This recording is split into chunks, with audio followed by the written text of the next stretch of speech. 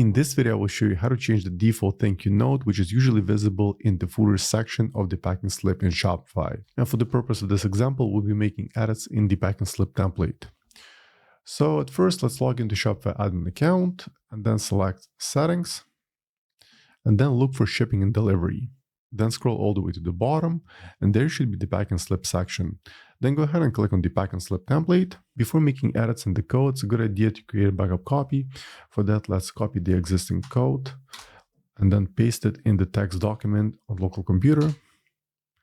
Now let's go back. Then place the cursor in the editor and then press Ctrl F on keyboard. And then let's type "thank you for shopping" and then press enter. And roughly on line 181, you'll see the default thank you note. In my case, it says, "Thank you for shopping with us." I'm going to change the last part. I'll change it to "Thank you for your business." Let me just select it.